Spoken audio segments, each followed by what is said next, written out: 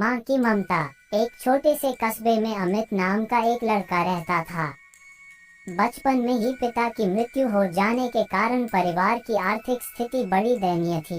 अमित की माँ कुछ पढ़ी लिखी जरूर थी, लेकिन उतनी पढ़ाई से नौकरी कहाँ मिलने वाली थी। सो घर घर बर्तन मांज कर और सिलाई बुनाई का काम करके किसी तरह अपने बच्चे को पढ़ा लिखा रही थी।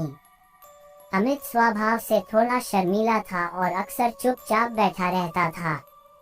एक दिन जब वो स्कूल से लौटा तो उसके हाथ में एक लिफाफा था। उसने माँ को लिफाफा पकड़ाते हुए कहा, माँ, मास्टर साहब ने तुम्हारे लिए ये चिट्ठी भेजी है, जरा देखो तो इसमें क्या लिखा है। माँ ने मन ही मन चिट्ठी पढ़ी और मुस्कुरा कर बोली, बेटा, इसमें लिखा है कि आपका बेटा काफी होशियार है।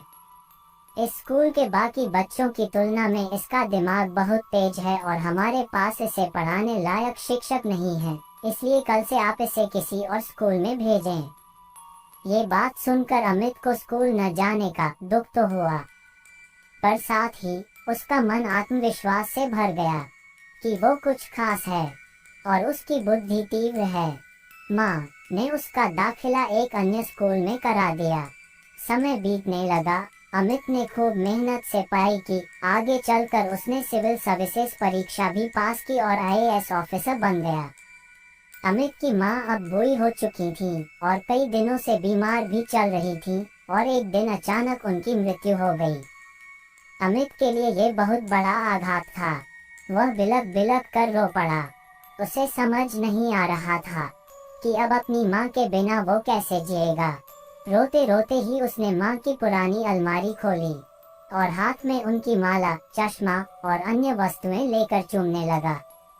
उस अलमारी में अमित के पुराने खिलौने और बचपन के कपड़े तक संभाल कर रखे हुए थे।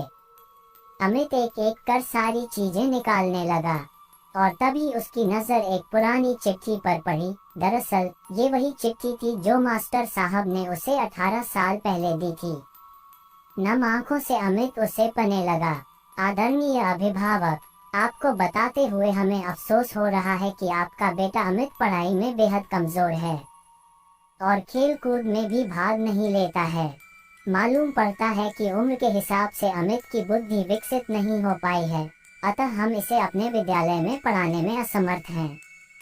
आपसे निवेदन है कि अमित का दाखिला किसी मंद बुद्धि विद्यालय में कराएं अथवा खुद घर पर रखकर इसे पाएं। सादर, प्रिंसिपल। अमित जानता था कि भले अब उसकी माँ इस दुनिया में नहीं रही, पर वो जहाँ भी रहे उनकी ममता, उनका आशीर्वाद सदा उस पर बना रहेगा। भगवान सभी जगह नहीं हो सकते, इसलिए उसने माँ बनाई। माँ से बढ़कर त्याग और तपस्या की मूरत भला और कौन हो सकता है। हम पढ़ लिख लें, बड़े होकर कुछ बन जाएं, इसके लिए वो चुपचाप ना जाने कितनी कुर्बानियाँ देती है। अपनी जरूरतें मारकर हमारे शौक पूरा करती है। यहाँ तक कि संतान बुरा व्यवहार करे तो भी माँ उसका भला ही सोचती है। सचमुच माँ जैसा कोई नहीं हो सकता।